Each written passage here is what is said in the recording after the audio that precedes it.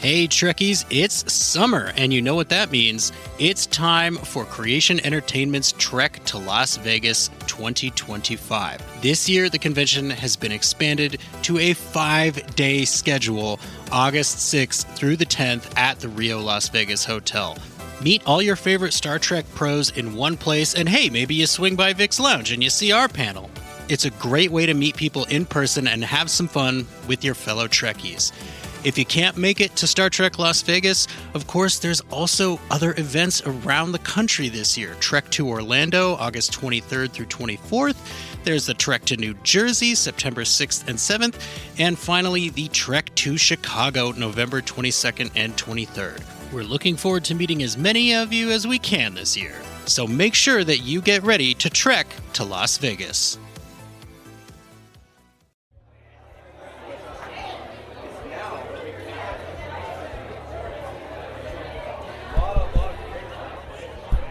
Is this thing on? Hello, hello.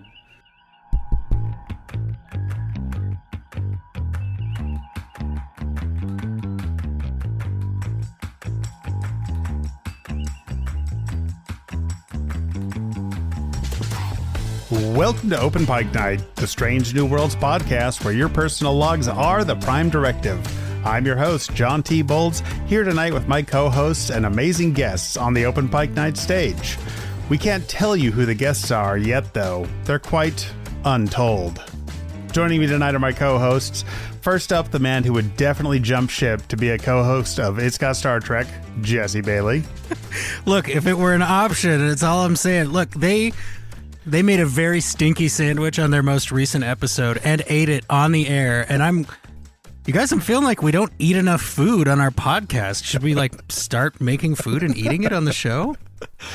And the man who wouldn't hesitate to ditch us for How Did This Get Made?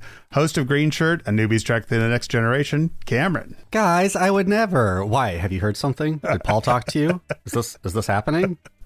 And our guests tonight are a skilled podcaster and familiar voice in the Trek sphere and the Trek Long Island event runner, working hard to interview cast and crew and working even harder to help organize the upcoming convention. Please welcome Matthew Kaplowitz of the Trek Untold podcast and Stephanie Gangone of Trek Long Island. Hey, greetings. Hello. Thanks for being here, guys. Let's start with Stephanie. What is your history with Star Trek? How did you end up running a convention? Yeah, so, I like Star Trek, you see. It's like a show I like. I started it's such a long story, but I'll give the quick one. I started a not-for-profit organization just after and during the pandemic called Library for the Kind, which is a not-for-profit focusing on children literature. And it started with mental health. It moved on to all different kind of reasons children would be going through a hard time in their lives, whether it's gender, culture, or something that they have a hard time with their peers with. So I believe that all children should see themselves in a book. So I'm a big advocate of children's literacy and inclusion and diversity. So I wanted to start a convention. I wanted to do a huge fundraiser. Obviously, it's going to be Star Trek. What is Star Trek but diversity and inclusion? So I went for it. I love that. My daughter, her favorite thing in the world is to read. Mm-hmm. And she picked it up earlier than I did as a kid. Mm-hmm. And so ever since she was, I don't know, probably 2.5, it's just been books every night, every single night. We just finished. You've got the Mo Willems, yeah?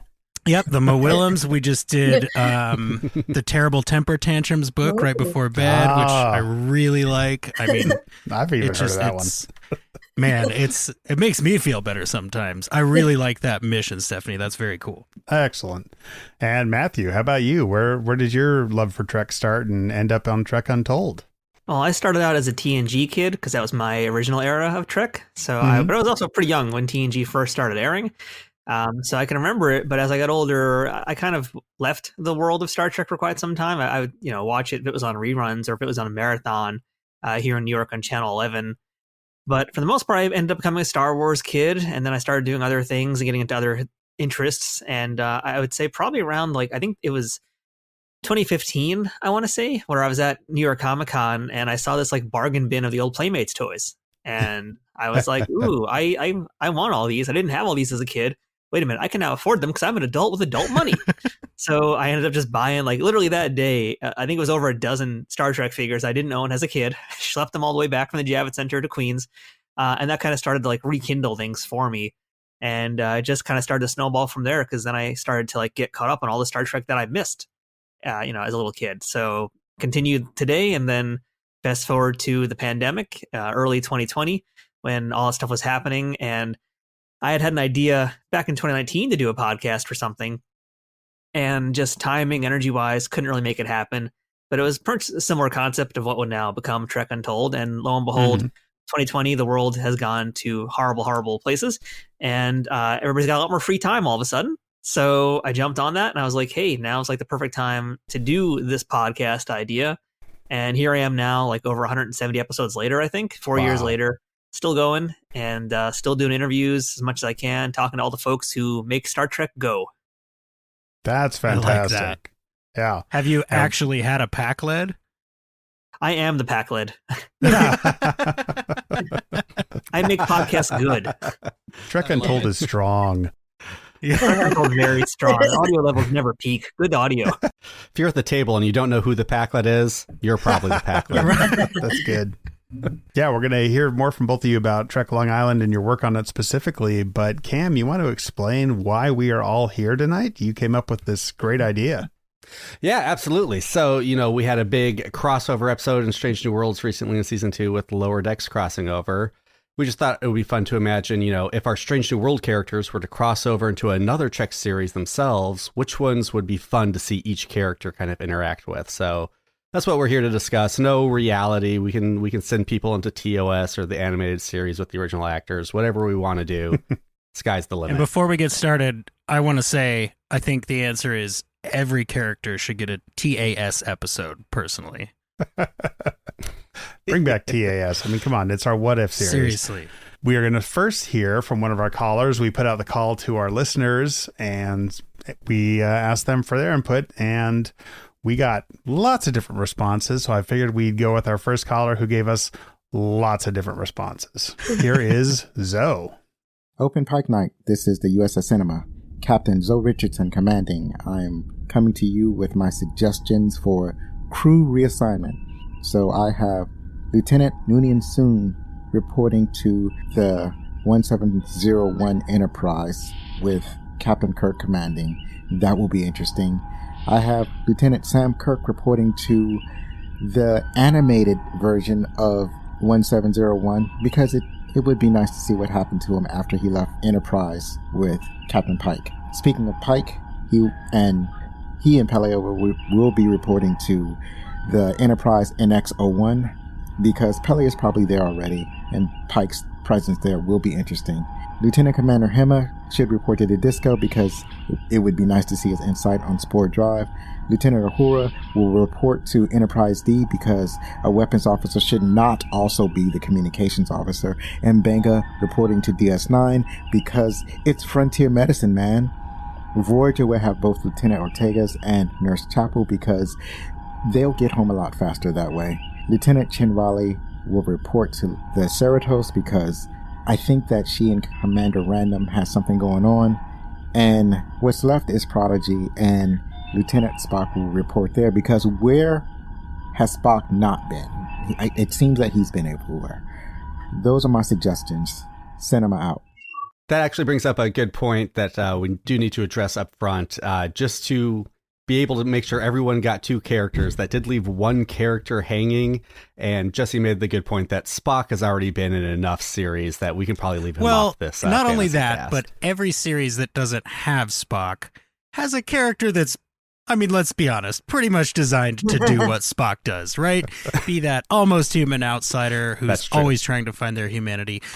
But let's be clear, we love Spock, and we think Ethan Peck should play him for a very long time. I gotta say, though, Zoe, man, you continue to kill it with the calls, and you made some really good picks. Those are some excellent picks. Yeah, having Hemmer on Disco, like, That would be the most tension-filled engineering bay in the entire series. Between him and Stamets, are you kidding me? Like, Oh man, now I really want to see that. throw some Reno in there too. Ooh boy. There's going to be some hardcore Sankatse action going on Yeah, there. yeah, we'll get a lot. Seriously. Man. Great right, picks, so- though. Yeah, we're going to go around the room and each give our first picks. And I chose Matthew to start us off tonight. We were each assigned two goodness. characters. I don't think any of us knows who the other people have. So, Matthew, who is your first pick and where are they going? All right, so first one that I got is Lon. I got Lon, a very exciting one there because, man, yeah, just listening to Zoe right there, it's like everybody's gonna have such different answers, and that's what's really fun about this. Like I wasn't expecting anything that they just said, and yeah, as far as Lon, I felt like they would fit in really well in Deep Space Nine. That was kind of like what I was thinking. I was like, how can I challenge the person I have? Not just like find a place where they're gonna do well and excel in, but also like what's the place that's gonna challenge them. And I feel like with La'an on Deep Space Nine, that's kind of like perfect to throw her into something that she's familiar with, but also we're going to give her what she needs. So, it's going to be war-torn Cardassia versus Bajor versus the Founders. It's going to be a triple threat cage death match. And now you got La'an there who's, trigger happy, ready to go, but still trying to find herself and learn about who she is. And one of the things that we know about her from her time on Strange New Worlds is that she's really been seeking out a kind of parental figure, whether it's a maternal or if it's maybe perhaps a sisterly kind of figure too. And that's why her and Una have kind of melded together so well. So I want to see how La'an would do with kind of the conflicting ideologies, let's say, of like Kira Nerys and Jadzia Dax. Yeah. Because both those are characters who went through a lot of growth. Mm-hmm. But they're also on opposite ends of the spectrum. And I think when it comes to, let's just say, co-parenting La'an here, I'm just going to say it that way.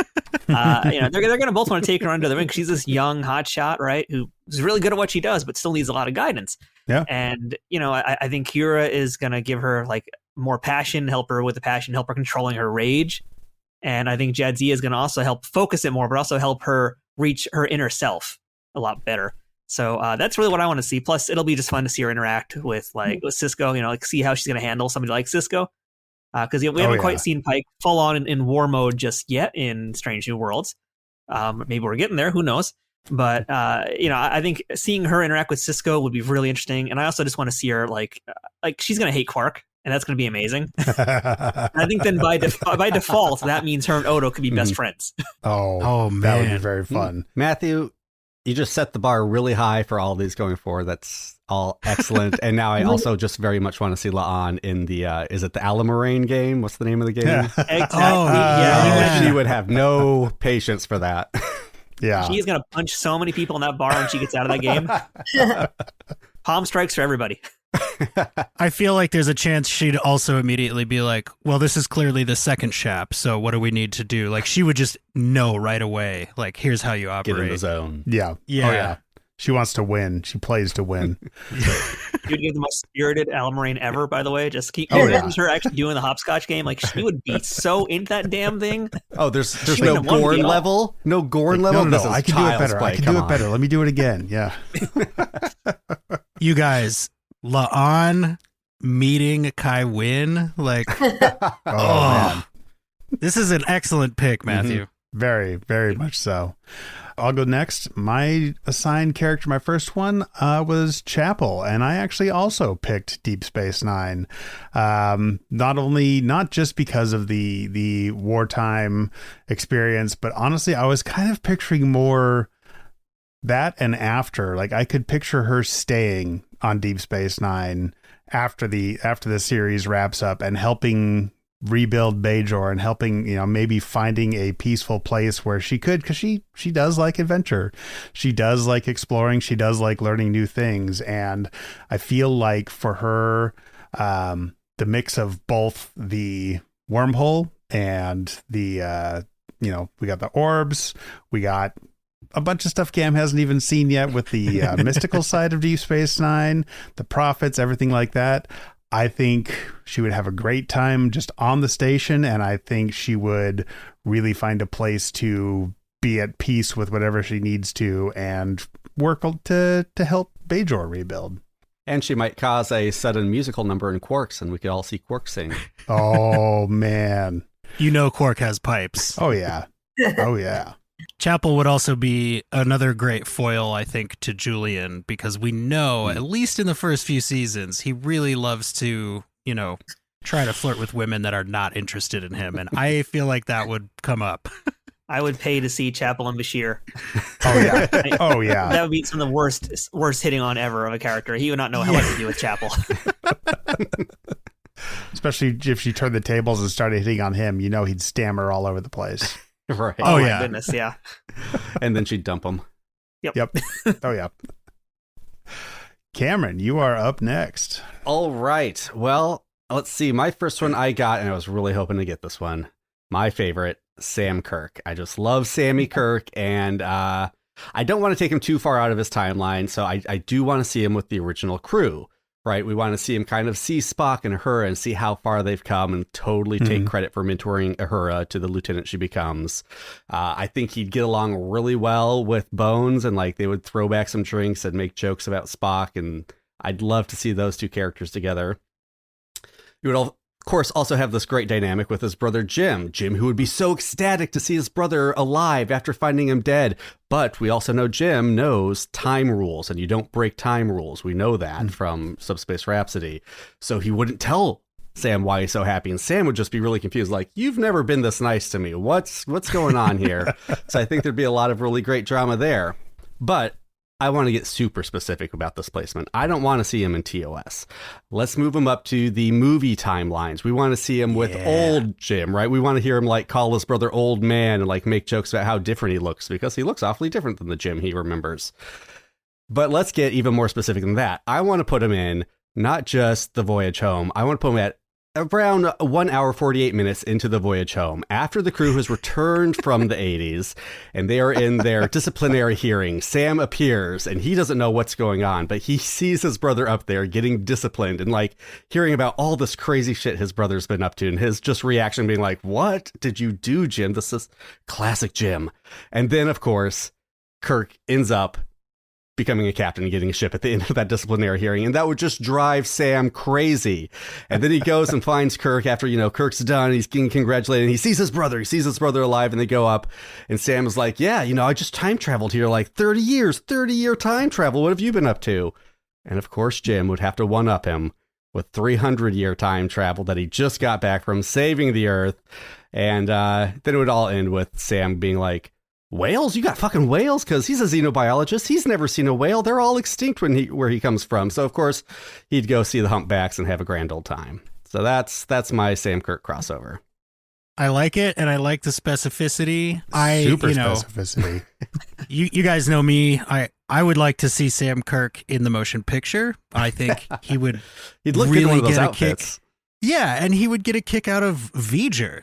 That is the most alien sort of life form that they had encountered in the movies, so it's that would be a field day for Sam, and I feel he would maybe help them connect a little quicker, so he might be slightly plot breaking in that role. But I really like that pick, Cam, and I feel there's not enough mustaches in TOS. True. That's His very mustache true. would definitely fit in very well in the motion picture. Those pajamas were made for that mustache. That's right. Yeah. Oh man, Him and Disco Bones Him would and get Disco a scene. Bones. Oh. This whole episode is just gonna make me sad that we're not getting these crossovers, you guys. All right, let's hear from another couple of our callers. First up, we have our friend Abby. Hey, Open Pike. It's Abby Summer from the First Flight podcast.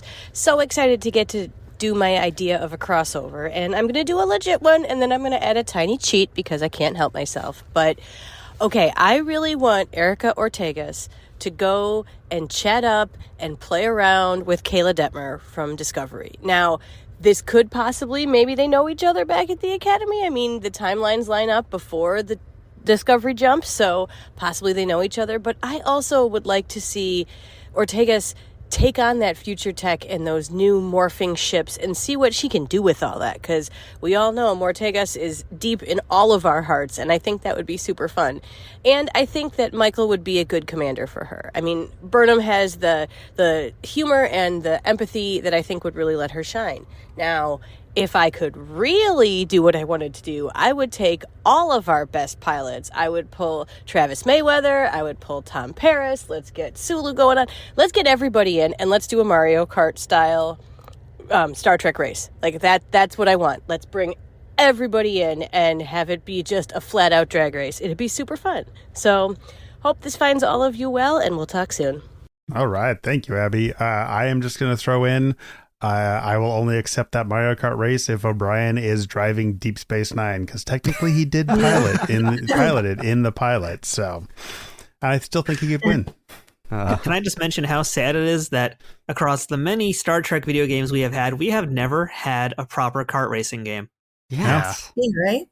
I like not even a ripoff of the pod racing game from Star Wars. Like, right? Make the ships small. Put them in a weird energy ribbon. If only that existed somewhere in the Star Trek universe, right? Yeah. Like, come on. Why? And why are so many Star Trek games just not about the fun? I mean, Dominion War on PC is amazing because you get to fly around in the ships. That's all cool, right? But like, we want to race. I've been watching all these soapbox car racing lately, and I'm thinking inspiration, maybe Trek Long Island soap car racing. How cool would that be? That would be very cool. Very cool. We need a bigger hotel, Matt. We're going to the Javits. That's what we're doing. 2025. Yeah, the roof. We're doing it on the roof. Yeah. 2 weeks out. Change the details. Yeah. It's over. We're changing it all. Blank slate. Let's go. All right. Let's hear from our next caller. Here is Sin and Sarah. What's up, Open Pike Night? It's Sin Sarah. I was 100% bluffing when I said I wouldn't call in until Jesse watched Die Hard 1, 2, and 3. But then I missed so many opportunities to call in that I felt like I had to commit to it. Thankfully, the subject of this particular call-in was enough to bring me to surrender, and I'll happily surrender, because then we get to talk about how I think Mortagus, yes, Mortagus, should be brought into either, if not Discovery Season 5 at the very end of it, whatever new show is going to take place in the 29th century after that, because we don't talk about her in the canon that exists beforehand, and I think that's because she was blasted forward in time. And wouldn't it be awesome if she ended up not only being the pilot, but eventually the captain of the ISS Enterprise that is 100% going to be refit with 29th century technology? We just know it. I know it. Jesse knows it. It's going to happen. And then they'll become the new cavalry ship that drops in to save the day for everything. Hell, I think they'll even drop in and save the Discovery crew from the Breen, because the Breen will have some kind of tech that doesn't affect multiverse Enterprise. I think that's all for me. I want to see more Mortagus and more things, like we all do. Live long, prosper, and die hard. Oh ho ho! I've got a machine phaser now. I still haven't watched the movies, Steve. I'm sorry. But I do have to ask, how do you think Ortegas would get along with Washburn, the pilot of the Serenity? Because I mean, if we're doing crossovers, right? Let's do some crossovers here, man. I know that's something that makes you jump up and shout. So, just a question that I'm going to put into the ether and not provide an answer for.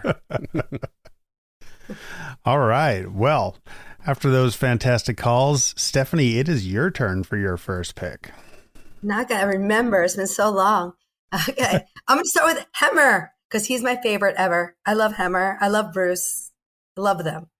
Like, they're two people. I love them. Mm-hmm. So I think when I think of Hemmer, he's like an onion with like Shrek.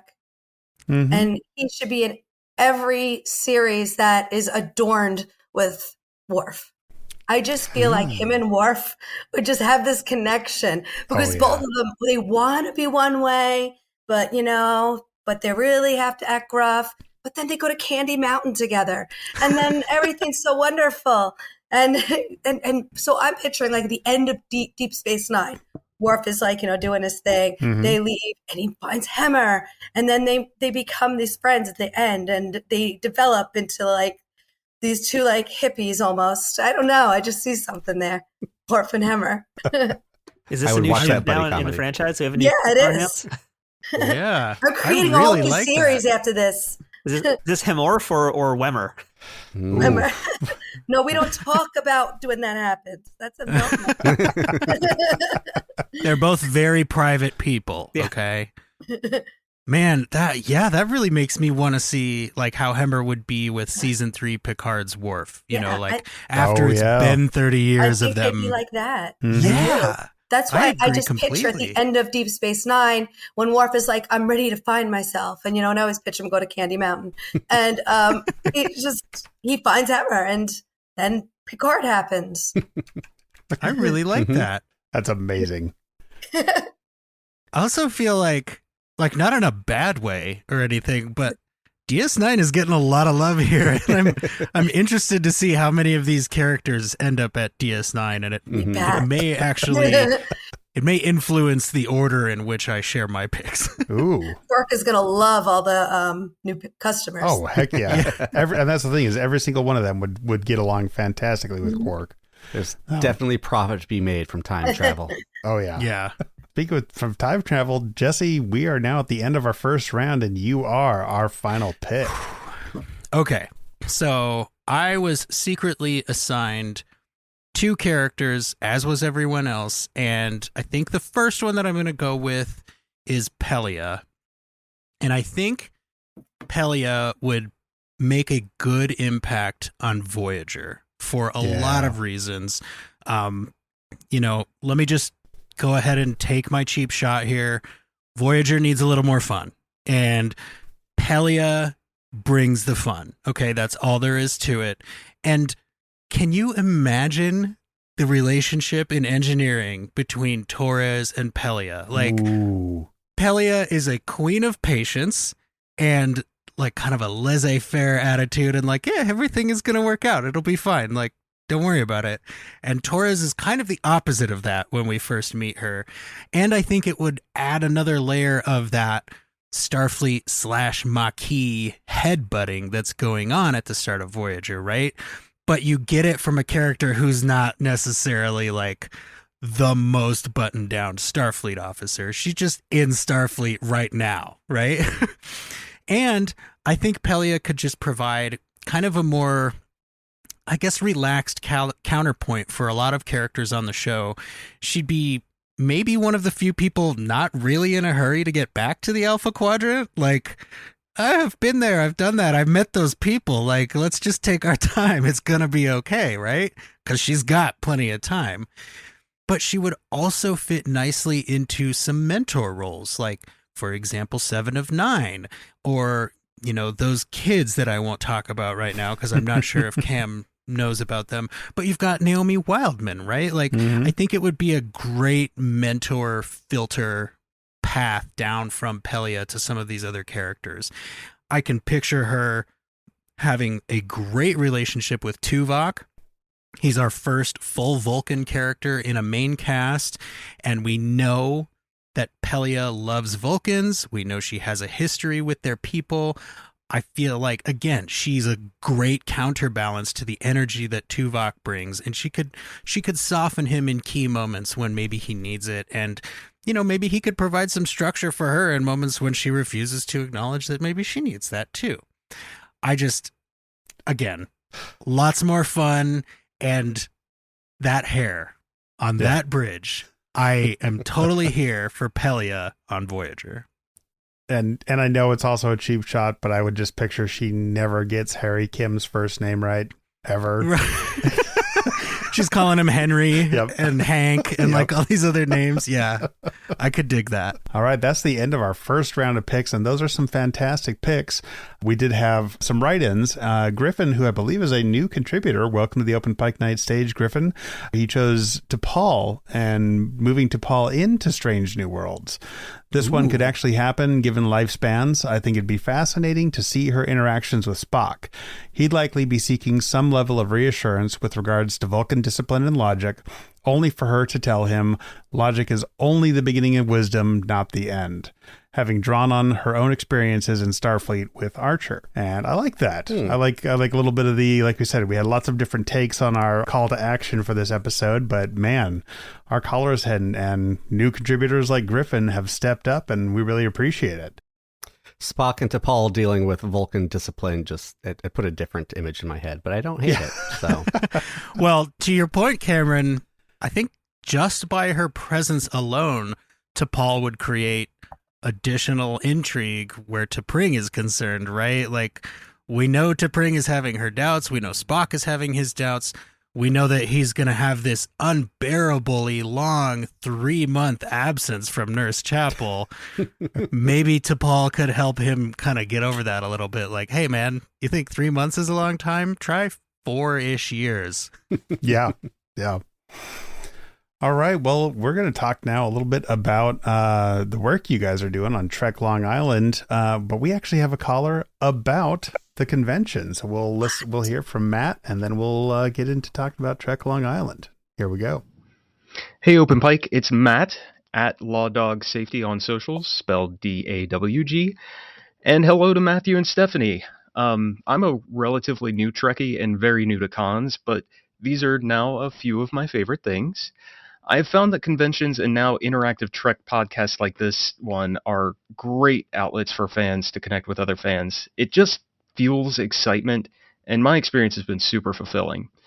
So I'm a researcher and an event planner in my own professional space, and I have a question about survey research for cons. Attendees almost always have the opportunity to provide feedback through a survey after convention, and I'm curious to know how conventions use that feedback, if you have any experience in doing so.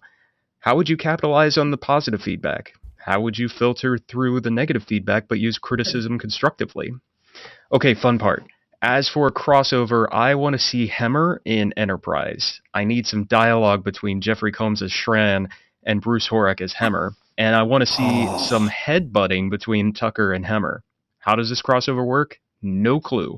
I just want to see it. Also, bonus, I really want to see Anson Mounts Pike in an episode of Doctor Who. Imagine those brilliant facial reactions in response to the wackiness of a Whovian universe. Thanks all. Live long and prosper. Killing it, Matt. Yeah. And I got to ask, did any of you watch the most recent episodes of Doctor Who? Yes, I did. Because it feels like this is totally possible now, Matt. I don't know if you're geeking out how I geeked out at that one little line. Actually, there was a few things in that episode, freaked out but with like, you. oh man, and the uniforms and just It can Matt. happen. It was in the comics. This can happen. Mm-hmm. Oh, I have those issues. It's like, happening. I've seen sitting it. on the shelf. Yeah, like great call, Matt. Excellent. So yeah, with attendee research, how does that work? Well, at the end, I'll go out and I'll just ask straight out. I like talking to people. I'd rather somebody just on Facebook just say, just give me the information. Give me a bad review is fine. I want that because then I know what to fix. Something as simple as everybody's like, you needed a t-shirt vendor. Guess what? I have a t-shirt vendor this year. And I just do the best I can. There's certain things that can't be changed, but I don't ignore anybody. And I don't understand why there are conventions that just won't tell people why. I just tell them why. I'm like, well, I can't do this because blah, blah, blah, blah. And they're like, oh, if you just tell somebody, then it's no big deal. So that's how I deal with any bad, positive feedback. Of course, I love that. But I like the negative better because I can work with that and I can, learn from it and give people what they want. And I want to mention too, I wasn't involved in the con last year in the way I am this year. Last year, I was just an attendee, and the way that I got involved this year in 2024 was actually because I offered constructive feedback to Stephanie and other people in charge at the time. And I was like, hey, this was my experience. There was good and there was bad. And I'd like to see if I can maybe help you guys fix the bad. And that's what happened. That's how I got involved. And it really is because, you really do want to have that open kind of feedback from everybody. That goes not just to the folks who attend the show, but also internally. So you guys are going to be coming to join us in a few weeks as well. And we're going to want to know after the show is over, or even probably during the show, I'm going to probably ask you guys hey, how's it going? And we want to know what's happening, what we can change for next year, because this is still a growing convention. This is only year 2. And I think, to be honest, from where it looked like it was last year to where it is this year, I think Stephanie can agree or disagree with me, but I feel like it's worlds apart from how things were in year 1. Worlds apart. Oh my goodness. It's a lot more organized, my staff is amazing. I mean, seriously, see, Matt goes and complains and I make him work for me. That's how it works. If you're going to complain, I'm putting you to work. She's not kidding. I had no choice. You can take that shackle off now. You can take that shackle off. Thank you, ma'am. Thank you. In 3 weeks. Check is in the mail. What are some of the biggest changes you're excited about from last year to this year? A bigger vendor room. I like that. Yeah. But you know what? Bigger vendor room means the stage is going to be a little smaller. But I had learned last year, the room never really got full because people go to so many different things. There's like 5 things going on at a time. So you can't expect the room to get that full. So I'm looking at, why do I have so many chairs? I might as well just have more vendors and people would spread out a little more. Then I have meet and greets this year. We're working on another one that I can't say yet, but we are working on another one. But the Armin Shimmerman run already sold out. We're adding, what else have we added, Matt? Help me out here. I don't remember anything. We have the Admirals as part of it. So we're going to have Clyde Kasatsu, Natalia Nogalich, and Conrad Coates, and they're going to be doing a meetup as well. We also have a Strange New Worlds meetup. So we have one of our headliners is Melissa Navia. Another headliner is Yatidi Badaki. They're going to be together doing a meetup. And again, they're also going to be part of panels. They're going to be signing autographs all weekend and meeting everybody. So, like one thing we said earlier was like how Trickling Island is a much more intimate kind of convention. Like that's the word. A lot of people might say it is small. And yes, that is accurate. It is a small convention, but that's a great thing because small means intimate. Intimate means you can go to this convention and number one, you're not going to pay San Diego Comic-Con prices. You're not going to pay New York Comic-Con prices. You're not going to pay GalaxyCon prices. You're going to pay small convention prices. That includes the stars who are coming too. They're not going to charge the same that they're going to be at one of these bigger events. That's why everybody always asks me, like, oh, how much are they charging for autographs? I never know until the day of the event because they look at the place, they look at where they're at, and then they decide the price. So all I could say is if you were at Vegas and it was that much, it's less than that. And I don't know. It's a very fluid kind of experience. And not only that, too, like we say intimate, meaning that you can really spend time getting to know people. Because that's something I think really Trekkies enjoy about any con that they go to, whether it is like a Mission or Vegas Con or just like a general Comic-Con. You want to meet and essentially want to network with your own fans. You've got a lot of opportunities to do that at a show like this because you're going to see the same faces again and again. You're going to make friends online. You're going to make friends just wandering around. And you're also going to have that intimate FaceTime with the guests that we have. You're not going to get that in Vegas. You're not going to get that in a place like New York Comic Con where there's 25,000 people a day coming in those doors. Last year, I spent 10 minutes with David Ajala. And I probably could have spent longer, but I felt bad that I was taking up his time. No, keep chatting. I spent like 10 minutes with Doug Jones, and that's like a dream come true. I got to spend time with him. That's wild. Like you cannot. Agora just went to the bar. Evan just hung out at the bar with everybody, and everybody's like, "What is you seriously just hanging out with us?" Because it's more like that. They know that when they go on the floor, they're not going to be bombarded with people. It's just not like that. They can. They went shopping. Some of them went shopping. Like, you know what? I want to go shopping in the vendor hall, and they went. Could you ever see that at Comic-Con? No. That's awesome. And I think another big change too I want to point out is we have a bigger focus on a lot of creatives also. I mean, we have a focus on not just the celebrities of Star Trek, we also have a focus on number one, science. So that's a big thing we had last year, but we're continuing that as well here in this year. We also have like a big emphasis on creativity. So that can be artists, because this year we have like an artist section with a lot of really great people. We got Kavita Maharaj, who is an amazing painter. You guys might have seen her on social media. She does gorgeous work. Talk about Trek and Doctor Who, by the way. We have J.K. Woodward as well, who did the covers for those many Star Trek comics, but also the Doctor Who Star Trek crossover. I think he did at least one, if not both of those. And then we also have podcasters this year in a much bigger way. Like, last year, Stephanie was really smart to have podcasters be a part of it. This year, I came on board to help out with that. That was one of my duties. And I was like, let's really open this up and let's start pulling in more diverse voices and diverse types of podcasters. So we've got folks like Open Pike Night. We have folks like the Dura Sisters coming this year. We have the Sci-Fi Sisters coming back. We got big sci-fi podcast. We have podcasters not just from the tri-state area, but we have people now flying in for this. And you guys are helping us a ton too, because like you guys know the space. You guys know what you're doing, so we can also trust you. We can just basically throw you the microphone and be like, hey, off you go to the races, gentlemen. So yeah, that's kind of the big difference too, is like we really are, when Stephanie says on the website, it's a fan-run, fan-made experience, it's absolutely true. That's what it is. Yeah. I mean, having not been last year, I can say like that's the difference I've noticed from other conventions is, we've reached out to other conventions, been like, hey, we're podcasters, we'd like to be a part of your show, and just like crickets or a slammed door. It's so funny. Yeah. Like, why would they think that you literally are professionals? Like, why would they not? We're asking to promote their show for free, basically. Yeah, come in and for free, like moderate and so for you guys to be like, sure, not only can you have a booth, but you can have a panel and you can moderate with the actors, and Like, that was amazing. So, yeah, I mean, I'm super excited for my first Star Trek Long Island. Yeah. And not to like disparage other conventions or anything, but like everyone has been to the big conventions and seen a panel hosted by somebody whose job is clearly to host panels, right? Like this is not the biggest Star Trek fan in the world talking to your favorite Star Trek people. This is somebody whose job is to ask very, out of the can convention questions and things like that. And it's not that it's bad. It's just that it gets samey after a while. And you're going to hear the same 15 stories on panels forever when you have that, because they're asking the same questions. And, another thing that I really like about your approach here, and something that you mentioned, Matthew, is like Trek fans, a lot of Trek fans, I would say the majority of Trek fans, really just want to make things better for Star Trek, right? Mm-hmm. And so for you to come up with, creative criticism that actually can help the show, and for Stephanie to, recognize this is the kind of person that we want. We want fans who are willing to work to make this a better experience for other fans. Like, there's nothing more Star Trek than that. And I definitely applaud you both for that. I think that's really, really cool. Well, thank you. I want to say that's all Stephanie, because I'm like, way down the food chain here. Stephanie is top of the food chain. She's the admiral for a reason, but that's like the vibes that she gives her. That's true though, Stephanie, because like you sacrificed so much to make this con go. You did it last year, you're doing it again this year. Hopefully we're doing it in the future.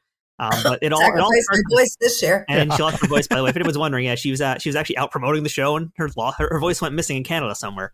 So if any Canadian fans hear it, by the way, please return it to Stephanie. There's a lot of wilderness up there, man. I don't know. Bear probably got it. You never know. But I mean, it starts at the top, and Stephanie is like an example of that. So we kind of just follow what she does. And that's the truth. So, and by the way, if I can hijack your show for one more moment, Cam, my Mzadi, have you guys mentioned yet what you guys are doing at the show? We've mentioned it in passing, but I think this is a good place to really talk about it more. Yeah, we've got we're returning our theories and queries panel. If you remember, we had a live show last year at Fan Expo Portland. Yep. Yeah. And so we're bringing that back. We're going to be talking, based on the scant information we have about season 3, we're going to speculate wildly on what we hope to see next season, and, pose our questions that are left hanging and see what people think.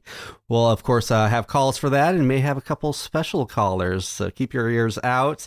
What else have we got, John? We got the podcasters panel, right? Saturday morning. Yeah. And then we are also hosting the Discovery.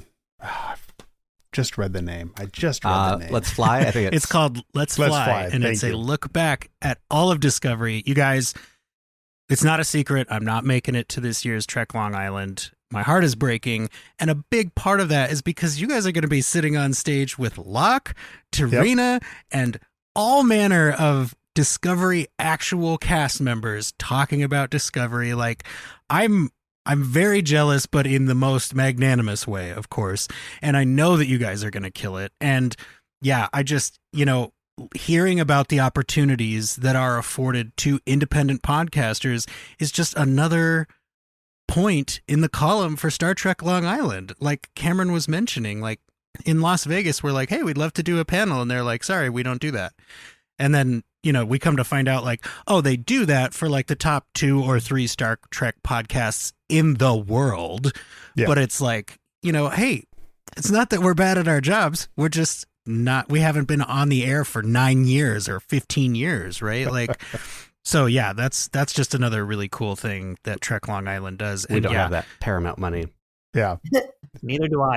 Matthew reached out, very excited to tell me about the Discovery panel, and I thought it was cool. I was like, oh, wow, he wants us to moderate a panel. That's great. Got some actors. I don't really recognize any of them. And then we watched started watching season 5, and my excitement level went through the roof at that point. Oh, yeah. Yes, Locke and everyone. I cannot wait to talk to you. I got to tell you a story about that really quick. So last year, I was looking for guests, whatever, and everything. I get a message from this guy, Elias.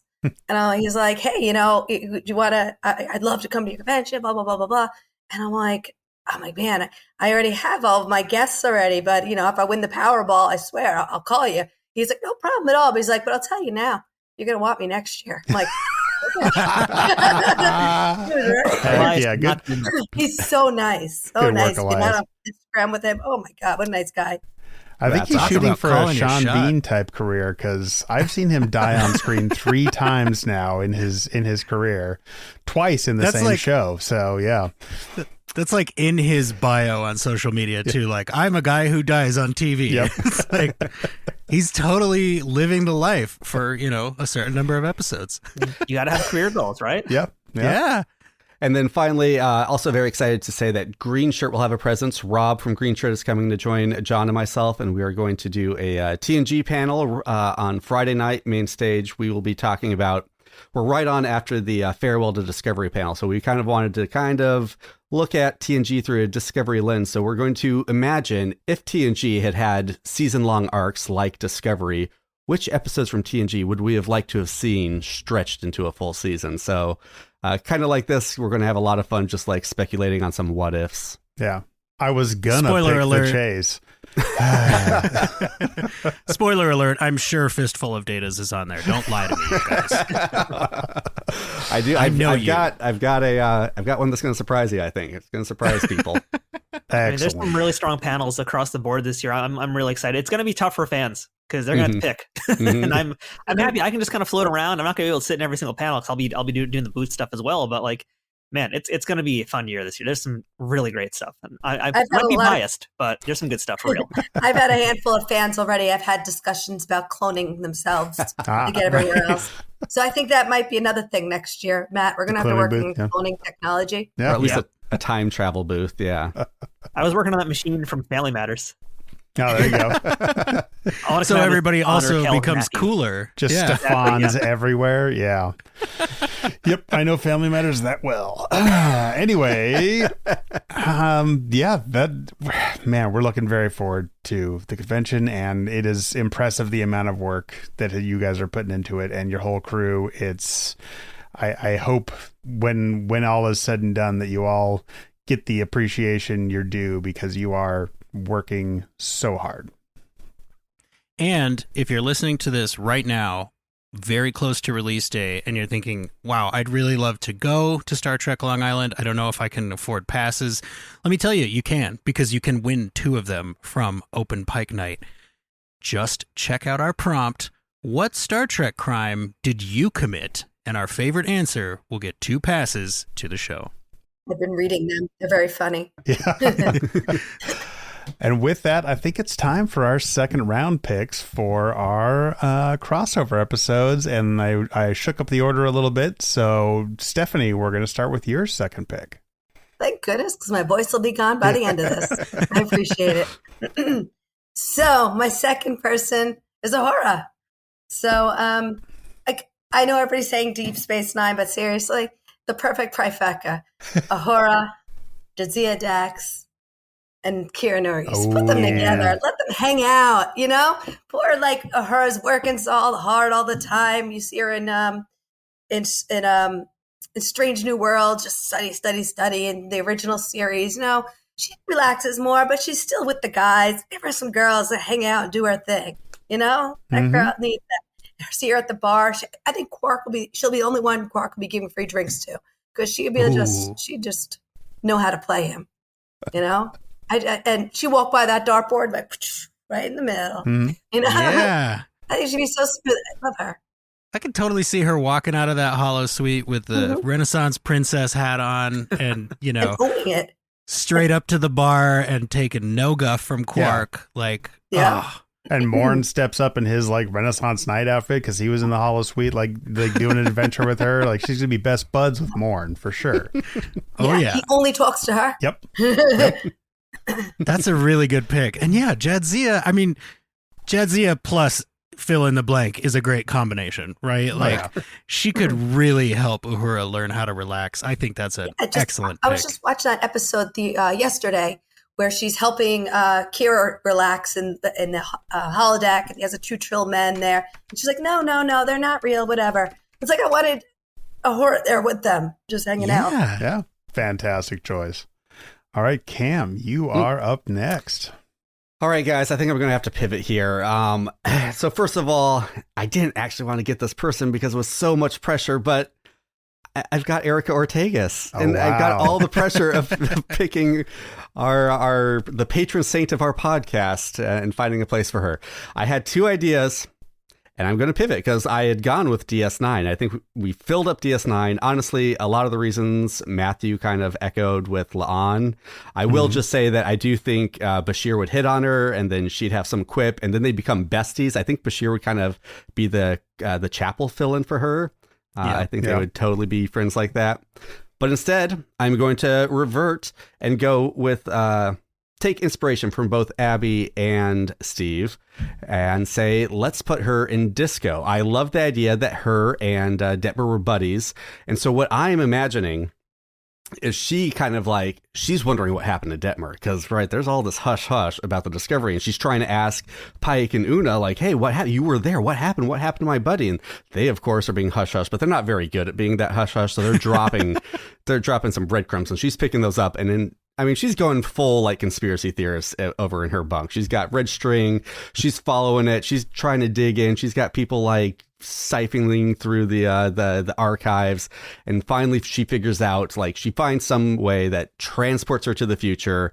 And Steve freaking nailed it with she ends up captaining the ISS Enterprise. You can't do better than that. So I'm going to say that is a group effort choice for Ortegas going to disco. Okay, we gotta ask. Let's just go around the horn really quick. Abby proposed a race between all the Star Trek pilots. Who do you guys think would win? Like, if it's a kart race, right? Like Mario Kart style. Who is going to win this race? We got Sulu, Ortegas, Mayweather, Paris, Detmer, O'Brien driving Deep Space Nine. Arguably Data, arguably Wesley. I know. Arguably I had Data Riker. and Wesley. Yeah. Instant Like Gates. everybody That's my flew the answer. Enterprise D. Yeah. Well, who's going to get the blue turtle shell? That's what I want to know. That's right. Right. Ooh. And who's going to know how to use it the best? Yeah. I think the DS9 is going to withstand it the best. Yeah. I think Yeah. O'Brien's going to beat everybody because Yeah. he's just really, Yeah. he's going to make sure he beats everybody. He's tinkering with all the carts before Yeah. the race. Yep. Like, I was going to say it comes down to O'Brien or Ortegas for me, and I think O'Brien yeah. takes it out. I think O'Brien takes it. Yep. Just DS9 I mean- rolling along. Yeah. But then Ortega, but that's how they're going to stop and get a drink together, Ortegas and O'Brien. Like, you know what? Stop and get a drink, then go. right. And then Paris slips on by. Yeah. Paris. I hesitate to say that Ortegas wouldn't win anything involved with a race, but like, come on, Paris, he's going to cheat. He's going to find some way that he's going to end up winning. We basically started our entire social media presence by calling Ortegas the cooler Tom Paris, and I stand by that 100%. But Tom Paris is not without his skills, and one of those skills is finding a way to win. And spoiler alert, he's been in races in space before. Yeah, He probably that's has a true. lot of Yeah. experience. But now O'Brien knows that he could talk to Quark, who could get the Delaney sisters 100%. hologram. Oh, yeah. Yep. And maybe you handicap Paris by putting Harry Kim on his team. I think that's the only fair way to do it. So we've mentioned Ortega showing up in the ISS Enterprise enough at the end of Discovery. All I keep picturing is it done in the exact same style as the end of Battlestar Galactica, with Starbucks showing up out of nowhere after supposedly being dead, and Jimi Hendrix playing in the background. Spoiler alert. Jeez. I know that did not show. spoil it because it still doesn't make sense. Oh, trust me. Yeah, that's not how the show ends, Jesse. It just gets crazier from there. So, yeah. Now, we're forgetting one key variable here, though, and that's the protostar. Can't forget the crew of the protostar. Oh, yeah. yeah. Okay, I was looking it up, and I don't know who the pilot technically is. They can all just squeeze in there, or just have Murph do it. Yeah. Murph would win. That's the answer. Yeah, You Murph got would it. win. He would. Murph or Zero, or honestly Rock Talk, because they all have the mind for it. And you're totally right, Matthew. Like, when it comes to pure speed, Protostar has got to be at the top of the list, right? That's true. It depends what course they're doing. If they're doing Rainbow Road, I wouldn't give it to them because they're just going to fall off the track. But if we're talking like something more straightforward, like maybe Koopa Castle, maybe. There you go. Yeah. Now, there was a Hanna-Barbera's Wacky Races that took place in Wacky space, Races. right? Yeah. Like, that's exactly pretty much what we're talking about. Yeah, we're talking Star Trek Wacky Racers. Yes. Okay. Yeah. Look, absolutely. I'm there. We I'm there. know that some Star Trek writers listen to Open Pike Night. Just consider this your open invitation to take any of these ideas. We promise not to sue. We know that you guys try to steer away from stuff like that, but like, just give us more fun Star Trek and make it animated. Damn it. And we do actually have a call from our good friend, Peter. Hi, it's Peter. Hope all is well with everyone. I was thinking about your topic of putting a Strange New World character in another Star Trek show, and I'd like to propose putting Hemmer on Lower Decks as a training hologram. Yes. Continuing the tradition started with Holo Janeway in Prodigy. Hemmer was a good mentor to Cadet Uhura in Season 1, and I think his direct and tough love style would help the Lower Deckers continue their education and advancement in Starfleet. He would not be a replacement for the Cerritos senior officers like Freeman, Ransom, Ta'ana, Shax, or Billups, but would provide alternative views if the Lower Deckers want to get advice or bounce ideas off of someone who is not in their chain of command. The humorous tone and style of the show can also contrast with Hemmer's personality, which would be another source of some jokes. Just some food for thought. Have a great time at Trek Long Island and take care. Live long and prosper. That's a really good pick, Peter. Yeah. Yeah, like just the pacifism of Hemmer juxtaposed with Shax, juxtaposed with Billups. Like, you guys, we just spoke to Bruce Horak again. Go back and check him out in the feed. The guy needs to be voice acting in every Star Trek, especially every animated Star Trek going forward for time immemorial, in my opinion. There are no wrong answers to a prompt like this, and that's why I really like it. Excellent choice with this prompt, Cameron. Yeah. Thank you. I could also see Mariner definitely making the Hammer spinoff that we had come up with, Bruce. His brother Hammer. What's the opposite of pacifism? Me. Yeah. As one of her holodeck therapy movies. Like, oh my God, I want it so bad. This is so much fun. All right, so my second character was M'Benga, and I was very excited by that because I love M'Benga. He's one of my favorite characters, like maybe 1B to Ortega's 1A, and it was hard because M'Benga, much like Ortega's, is the kind of character that could go anywhere and have a great impact in the Star Trek universe. I was initially tempted to throw him onto the Enterprise because I feel like he's kind of the opposite of Phlox, and Phlox is my favorite Enterprise character, and I think it would be great balance there. But I'm going to have to fall into the rut and shout out Zoe because I'm sending M'Benga to Deep Space Nine. Oh. He would be a great balance for Julian in sickbay, especially for the first few seasons when Julian has his, bright-eyed, bushy-tailed frontier medicine, as Zoe had mentioned, and he's like, yeah, everything's great. It's Starfleet. We're having so much fun and helping people, and M'Benga just provides the exact opposite energy, right? Like, yes, I'm here to help people, but I'm also here to do a job. I think he would fit in really well on a space station where Starfleet restrictions aren't always the mandate, if you know what I mean. Mm-hmm. He knows when to bend and even break some of the rules. I think he would make a great veteran friend for Miles, who, like, yeah, we love Julian and Miles hanging out, right? But we love them because they're so different from one another. Let's give Miles somebody that he can really relate to on a very similar level, right? Like Starfleet soldier-style veteran. I think M'Benga would be great for that. And he kind of understands, much like Miles comes to learn, that not every issue is just black and white, right? There are always shades of gray. And Starfleet itself can leave a lot to be desired. And I think that that's something that Miles would really identify with. Yeah. He'd also be able to relate really well to Sisko as far as familial loss goes. Like, Sisko has lost some people, and man, M'Benga has lost some people, and it tore my heart out completely. And even though I love the Elysian Kingdom, and I'm going to probably watch it again when we're done here, but like, he would really be able to offer just another kind of confidant for Sisko to talk to outside of Jadzia, who has, yes, lost people in her 7 lifetimes, but has kind of had 7 lifetimes to learn how to deal with that, and is a little more, like, hey man, everything's going to be okay. Time marches on. It's not that she dismisses those losses. It's just that she has a longer view to look at. And I think M'Benga would really provide that more immediate understanding of what it's like to lose family members and to deal with some of the militant hardships of Starfleet's past, especially when you consider Wolf 359. He'd also be just a ton of fun to watch in Quark's bar. I'd love to see him interact with Odo. Neither of them really are characters I think that Mbenga would take too seriously, so it would just be really fun to watch, but he would also understand where both of those characters are coming from.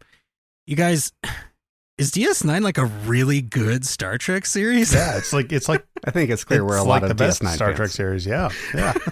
Also, he'd be a great sparring partner for Worf, maybe for a while. Yeah, Hopefully, he literally has ends that well. experience. Yeah. Yeah, and if it doesn't, he could patch him up. Yeah. I just really want to hear O'Brien and Mbenga talk about war food. Oh, yeah. All their favorite rations. Yep. Exactly. All right. We have our last caller for the night. Here is Melanie. Hi, Open Pike Night. This is Melanie from Germany again. So, I would have loved to choose Captain Pike for this episode, but I couldn't find a plausible explanation for why he has to be the one and where he should go. Okay, after much consideration, I would pick La'an. I love Tomorrow, and Tomorrow, and her interaction with James Kirk. Yeah, I would put La'an in the original series on the Enterprise under Kirk. It will turn out to be an alternate original series, but I imagine that James Kirk and La'an would be good for each other. La'an would feel safe with him, trust him, and they would marry and have kids in the end. And she deserves some happiness after all she has gone through. Excellent and tricky question. What will the others pick? Take care, thanks for everything, and live long and prosper. Thank you, Melanie. That's a and great pick. Melanie and Zoe both picking La'an for TOS there. It's a good pick. Yeah. And I feel I can still hear her smiling from meeting Melissa and Anson in Germany last weekend. Seriously. Yeah. I just thought she set up a whole story for this too. It wasn't just like she's gonna go here. Like, no, she's gonna have a happy ending. All this stuff's gonna happen to her. It's gonna be awesome. They're gonna have 12 kids. It'll be wonderful. And I like, if you've been watching Discovery recently, like, which obviously you are because you're a Star Trek fan, and that's why you listen to Open Pike Night. I'm suddenly thinking, like, what if La'an were present in Discovery? Like, does that just increase the security competency of Discovery like 15-fold immediately? Because there have been some security lapses in Star Trek Discovery lately, folks.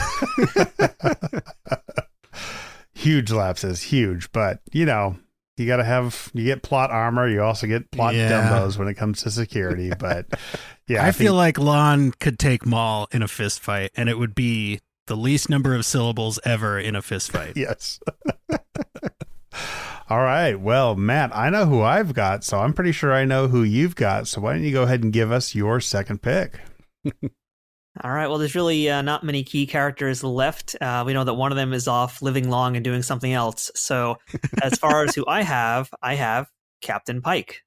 Oh. And for this one, I really wanted to figure out, like, what do I do with this guy? Because it's Captain friggin' Pike. So I had to kind of figure out, again, like, I don't want to just put him in some place where it's going to be an easy day on the job. I want to make him have something that's challenging. So I kind of set up a whole scenario in my head here where it's important for me that Pike still kind of knows who he is and what's going to happen to him for this to work, right? So I'm going to bring us back to Strange New Worlds episode, All Those Who Wander. And I'm going to say in my what-if scenario that something happens and Pike just happens to slip somewhere, falls into some cracks, and gets frozen into a block of ice on Vallejo Beta 5. And he is woken up many years later, and he ends up getting thawed out, yada, yada, yada. He becomes the captain of the Voyager. So I'm putting Pike on the Voyager because I want him to get thrown across the galaxy with his crew. And what's going to make it really interesting to me is, number one, I mean, the fact that we have all these new scenarios with him, because yes, he's going to be now having to deal with the Borg. He's going to deal with the Kazon. He's going to deal with the Krenim. We're going to see how he does in these situations. We're going to see what happens to him when he gets stuck on a planet with an incurable sickness and he's stuck with Chakotay all alone by himself. We'll see what happens there. But bathtub. I really want to explore this scenario because, again, at this point, let's just say Pike got frozen at that point, right? We know he knows what's going to happen to himself. So this kind of throws things out of flux in a lot of ways, right? Because now his future is uncertain. Maybe he saw a different future for himself. He doesn't really know what can happen anymore. So his life is now brand new. He is vulnerable again. And maybe he's not that motivated to get home. maybe he might not want to. Maybe he thinks that future could still be waiting for him because he doesn't really necessarily know a date and a time. He just knows a means to an end. Mm-hmm. Yep. So perhaps he doesn't want to. Perhaps he thinks he's invincible now. And maybe that's also a problem because he might want to say, let's just go balls to the wall, full speed ahead. And he might not care about his crew, and he has to learn how to care about these people again. So it opens up a lot of possibilities for this character who kind of now, again, he knew what was coming for him. Now he has some idea, but it's a whole different landscape now, a whole different world. And he's got a crew to worry about. So yeah, I think that'll be really exciting to see Pike handle Voyager. That's good. I really like that. I immediately like a million questions, right? Like, how does he butt heads with Chakotay? Like, who is his holodeck significant other? Do the salamanders still have space babies? Like, there are so many questions. How good does he look in a white tuxedo? I mean, seriously. Very good would be the answer. What Leola root recipes will he make with Neelix? Oh, he would love Neelix. He'd be the first person ever to love Neelix. That's a great pick. That's good. That's inspired pick, Matt. We have one more write-in from our friend David Jones. He said, hey, everyone at Open Pike. As you all know, I was a Federation Black Ops soldier in Under the Cloak of War and Strange New Worlds, but I never got to see a Klingon in front of me. So I would totally swap myself into DS9 Way of the Warrior episode. I want to fight a Klingon and make it worthy of song and story on screen. Good work, David. That's, I mean, if you're going to be in a show, like, fantasy cast yourself. Why wouldn't you? Do it. Yeah. And I'm not blowing smoke here, David. I feel you could absolutely make the ending of Way of the Warrior better. And that's all I'm going to say about that. I'll agree with that. All right. So I am the final pick for round 2, and I have Una. And I went back and forth for a while and finally decided to put her on Archer's Enterprise, NX-01.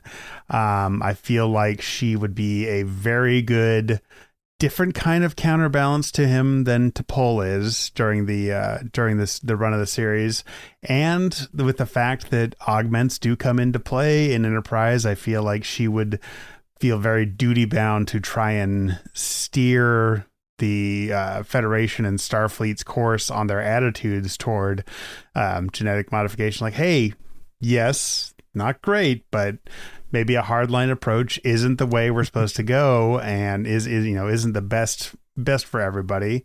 I also feel like she would be a good, I think she could mesh really well with the rest of the crowd. I think Mayweather and her would get along really well. Sato and her would get along really well, and I just think that if for some reason she was thrust back in time to Archer's Enterprise, she would just be like, all right, give me a new uniform. Let's get out there and explore. Like, that's what I do. That's what I want to do. That's what I was born to do. That's what I was almost made to do. Let's go. And two things. First thing, while we're stealing bits from It's Got Star Trek, John, you said duty. And second of all, Charles Trip Tucker III's eyes would be bulging out of his head at the presence of Una. Like, she would create such a bunch of fun dynamics among this crew. T'Pol would love having another no-nonsense officer there who knows how to just get the job done. Like, that's a really, really good pick, John. And that augment stuff, man, like, I feel like you guys are better at this than I am. I'm just like, what would be fun? Well, thank you very much. And man, thank you to all of our callers. Those were some great picks, and just really fun to hear different ways people approach the assignment. But man, I think everybody understood it. Love it. Yeah, I love hearing all the different angles people come at it with. Matthew, we've talked about your work on Trek Long Island, but tell us about Trek Untold. Sure. For folks who don't know, Trek Untold is my podcast, and it's an interview series. So every episode, I chat with people who contribute to the Star Trek universe, and that could be anything from the actors, the writers, directors, VFX crew, behind the scenes crew, stunt crew, authors, people who work behind the scenes or who are working tertiary doing things like comics or making toys, and historians as well.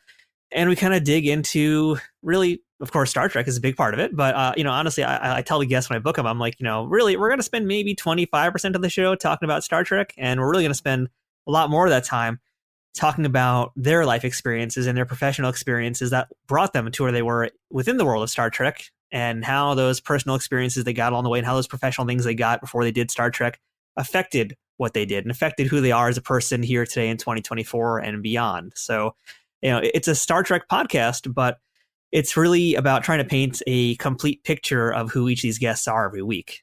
So, we explore all sorts of fun things. We've had a lot of really fun guests on it. And that's pretty much the show in a nutshell. And we're on YouTube. We're on all the audio platforms. We're not hard to find. Fantastic. We love a good interview podcast here at Open Pike Night. So that is, I mean, you're going on the playlist, Matthew. That's all there is to it. Oh, thank you. And Stephanie, do you have any final plugs for Trek on Long Island, which, if for everybody listening to this on the day it drops, is 10 days away? Don't say that out loud ever again. I want to say a million things, but Matt's going to say them because my throat is killing me. All right. Say them, Matt. Yeah, I will do that. Trek Long Island is going to be happening May 31st to June 2nd at the Hyatt Regency in Hauppauge, Long Island, New York. If you can make it, you can pick up tickets, of course, in person at the event, but we prefer, if you can, buy your passes online. You can do that at treklongisland.com. And that's where you're going to find a full list of all the celebrities we've got, of all the panels we've got going on, all the different activities that we have. Photo ops are still available as well. And just again, real quick, if you don't mind, I just want to run down a few of the guests we have. Go for it. We have mentioned a few of them already on the show, but we got Melissa Navia. We've got Armin Shimmerman. We've got Gabrielle Ruiz from Lower Decks. We got Chase Masterson, J.G. Hertzler, Kitty Swink, Itidi Badaki. We mentioned Neelix earlier. He's going to be there. We got Ethan Phillips. We got Tara Rosling, we got Janet Kidder. And what's really cool also for me, again, because I'm like that nerd and my podcast is all about finding those obscure folks. We have some folks this year who have not done conventions in years. Like there are some who haven't done Star Trek conventions since like pre-pandemic, but there's a few who haven't done conventions since even before that point. And some of them haven't even done conventions on the East Coast in like 2 decades. Oh, so wow. We've got like, Catherine Lee Scott, who was in TNG. We've got Daphne Ashbrook, who as Melora from DS9, and also for Doctor Who fans, she was in Doctor Who, the movie with Paul McGann. We've got Clyde Kasatsu as well, who has not done much on the East Coast in years. So yeah, he's coming back. Natalia Nogalich, who we all know, love, and sometimes hate as Admiral Nechayev, she is going to be there. And that's just like the tip of the iceberg with some of the celebrities. We've got tons of authors as well, because Trek Long Island, Stephanie being a librarian, her focus is on reading. So we've got tons of authors coming here. We got Rob Perlman, Derek Tyler Attico, Keith R.A. DiCandido.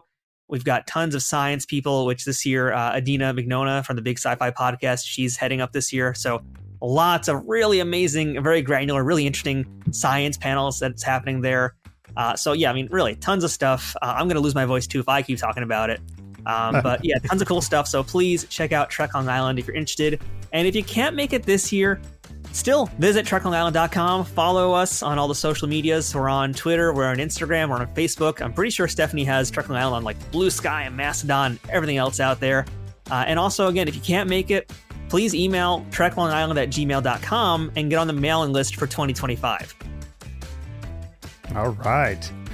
Well, this has been a fantastic gathering. Cameron, great choice on the topic. I think Thank you. it was an inspired pick, and it was really fun to learn more about Trek on Long Island. And we got to go get prepped. We got to do some panel prep and get packed up. So be sure to clean up after yourselves. Be sure to tip your servers. You can go anywhere you want, but you can't stay here. And don't forget to visit the Open Pike Night and Green Shirt booth.